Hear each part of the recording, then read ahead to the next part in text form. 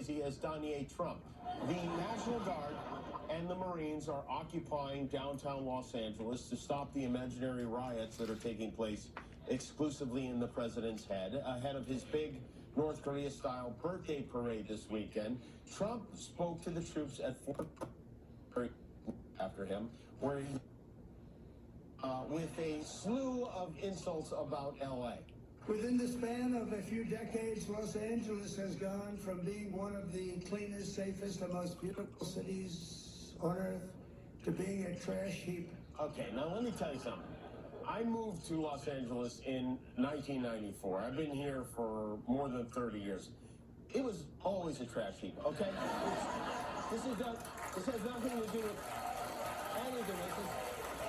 And I find it especially rich coming from the guy who single-handedly turned Atlantic City into a rusted-out, syringe-filled raccoon's nest. But the Pentagon's estimating that this National Guard stunt of his will cost at least $135 million.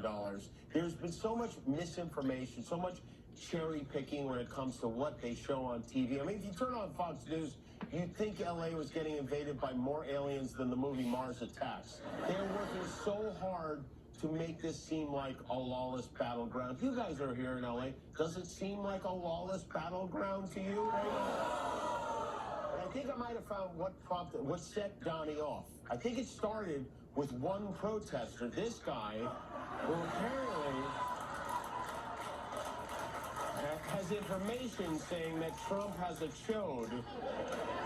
And that is very rude. It's not a chode. His son's name is Eric, okay? And then 4 hours later, he sent in the National Guard. I'm getting texts from people around the country asking, are you okay? Yeah, we're okay. The only problem we have is this lunatic. He's acting like we're burning the city to the ground. Let me give those of you who live here a sense of the terrain here in Southern California, some visual perspective. Okay, so this is L.A. County. It covers more than 4,000 square miles. And this is the city of Los Angeles. It's big enough to fit the land area of 7 major U.S. cities at the same time. And this is the protest area right there. That's it. This is the emergency equivalent of having a mosquito bite on your body.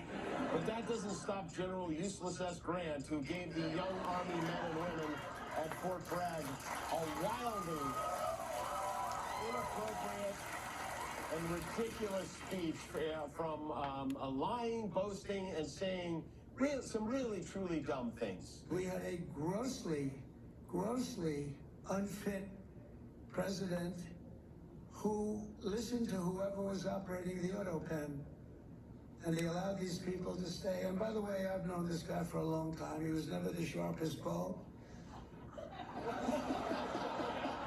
True, he wasn't. He was a round bulb. But that's Trump, you know. He's not the brightest knife in the drawer. Some say he's 2 tacos short of a Happy Meal. According to Rolling Stone, the Pentagon handpicked a group of soldiers they put behind him for the speech to make sure they didn't have opposing political views, and they also didn't want any fat soldiers back there, for real. It's not only is that ridiculous, all you achieve by doing that is to make Trump look fatter. The New York Times reported today that Elon Musk called Trump on Monday to, I don't know, I guess try to butter him back up. And in the middle of the night last night, Elon tweeted, I regret some of my posts about President Donald Trump last week. They went too far.